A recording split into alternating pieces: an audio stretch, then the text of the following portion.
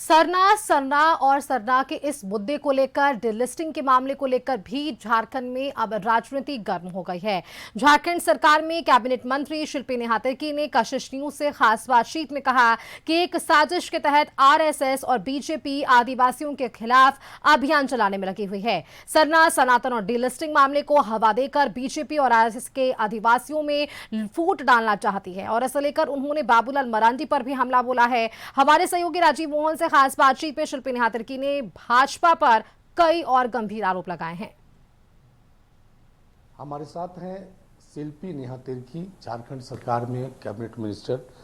Madam, आपने एक सवाल उठाया है, एक जो सरना, सनातन और डिलिस्टिंग का जो मुद्दा है, उस पर तीखी बहस चल रही है। वो पूरा मामला क्या है और आप क्या कहेंगे? देखिए, ये जो डिलिस्टिंग का मुद्दा है, ये आरएसएस का बहुत पुराना एजेंडा रहा है। विभिन्न राज्यों में समय समय में इसमें प्रयोग किया गया है। झारखंड में भी मुझे याद है 2023 में इस मुद्दा को बहुत हवा देने का प्रयास किया था, 2024 के विधानसभा चुनाव से पहले, और कई सारे राज्यों में ये सफल भी हुआ इनका ये एजेंडा। मगर झारखंड जैसे राज्य में जहाँ पे आपसी समझता और मुझे लगता है आपसी जो भाईचारा है इतना बढ़ चढ़ के है कि इस राज्य में इनका ये प्रयोग विफल रहा। कारण ये है कि बहुत भारी मतों से हमारी सरकार यहाँ जीत के आई। आदरणीय माननीय मुख्यमंत्री हेमंत सोरेन जी यहाँ के सीएम बने और आज सभी चीजें भला चंगा चल रहा है। मगर फिर 2029 का चुनाव है और 2029 के चुनाव से पहले, क्योंकि इन लोगों के पास बहुत ज्यादा मुद्दा रहता नहीं है, तो ये दोबारा से प्रयास किया जा रहा है डिलिस्टिंग को हवा देने के लिए। मगर मैं स्पष्ट शब्दों में कहना चाहती हूं कि डिलिस्टिंग केवल और केवल एक बहाना है। इसके पीछे जल, जंगल, जमीन इनका निशाना है।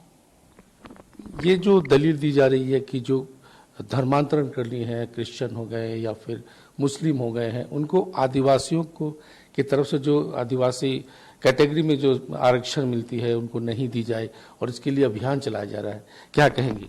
नहीं, डिलिस्टिंग तो यही है जिसको आपने अभी बताया।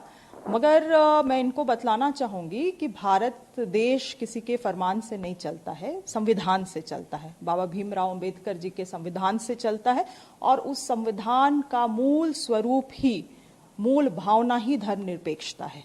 तो जब तक ये देश सेक्युलर है और जब तक बाबा भीमराव अंबेडकर ने वो सुरक्षा कवच इस देश के लोगों को दे के गया है, आरएसएस के लोग होते कौन है हमें बतलाने के लिए कि कौन सी धर्म का पालन हमें करना चाहिए?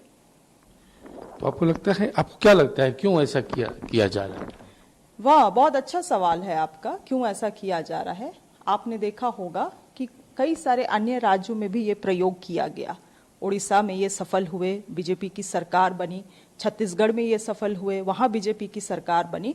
और सरकार बनते ही जिन आदिवासियों के नाम पे, जिन आदिवासियों का मसीहा बन के ये आए थे, उनके जल, जंगल, जमीन को पूरे कॉरपोरेट घरानों को देने का काम किया।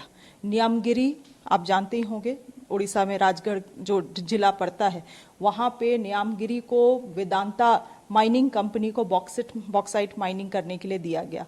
वहां के आदिवासियों ने लगातार इसका विरोध किया, कहा कि ग्राम सभा को भी गलत तरीके से कराया गया है।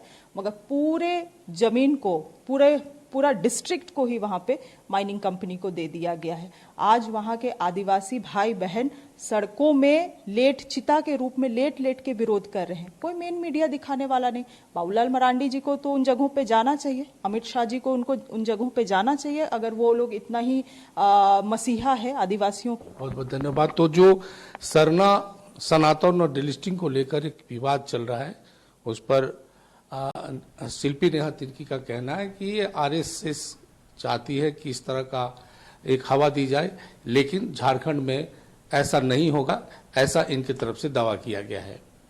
कैमरा पर्सन प्रदीप सिन्हा के साथ राजीव मोहन, कशिश न्यूज, रांची। खबरों का सिलसिला जारी है, लेकिन वक्त फिलहाल यहाँ एक छोटे से ब्रेक का भी